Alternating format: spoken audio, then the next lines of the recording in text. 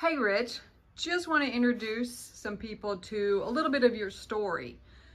So I'm going to actually touch on something that's a bit tender and want you to tell me about your mom.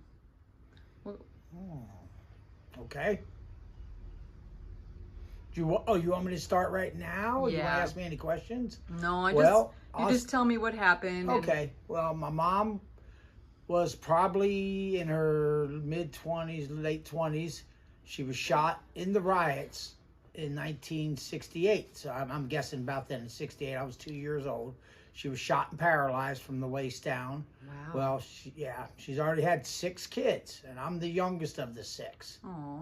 Yeah, so she raised all 6 of us on the bare minimum. I mean, we lived sparse life. We had to pump our own water. We had an outhouse, take our little pot. You know, we had a pot to pee in at least. Some people didn't. We were not blessed, but we weren't.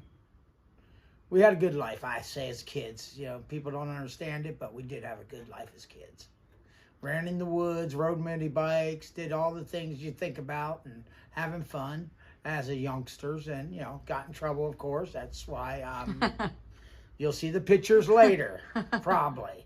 But yes, they will. Yeah. So my life consisted of, you know, just your everyday kid stuff. Riding bikes, running around, fishing, hunting, all the stuff you do. I guess countrified life. Yeah, that trapping, sounds great. Yeah, trapping. Yeah, animals. Okay. Kind of weird because, you know, you got to kill them and all that. Now I'm not much into that anymore. So, you know, I have nothing against it. That's for sure. But yeah, so my mom raised all 6 of us. She never finished high school, so she went back and got her high school diploma. Oh. Yeah, and then she went on to college, but she never did finish. I mean, for her back in them days, like in the 80s, late 70s, 80s, there was not a lot of help with people in wheelchairs. So she had to take her own wheelchair. Now, this was not electric. This is all handheld. Yeah. Mm-hmm. She had taken in her car by herself, out of the car by herself. Oh, my gosh. Push it to the class. Those people helped her. Sure. She always said somebody would always help her. Sure. But, you know, there's still, you know, they didn't have the handicap zones. They didn't have none of that back then. Yeah. And she went through college for a while, but it's just too much. I mean, come on. I'm bad enough, but think of 6 other ones like me. 5 others. So, you know, but we grew up poor, but we didn't know we were poor.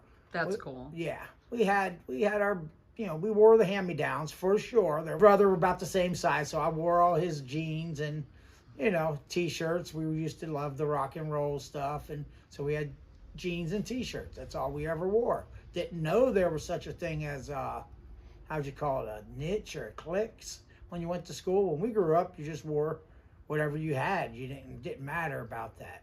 So when I went to Florida, I found out you had to wear this Nikes and all that. It was a whole different weird way of doing things. So a culture shock coming from York Haven, Pennsylvania. Yeah. No stores, no lights, nothing. You had 3 bars in the town and a library. Some churches maybe? Oh, yeah, we had a lot of churches. Okay. We did have a lot of churches. I'll give it that. Okay. But I really didn't go to them when I was a kid. So. Sure.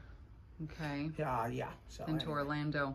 Yeah, then moved to Orlando when I was about 13, and that's where, you know, I got along with a lot of people, but it was a whole different ball game when you move into a bigger town. And like I say, if you didn't wear the swoosh or the little gator on your shirt and all that, you were kind of an outsider. A lot harder. Yeah, Gotcha. Harder.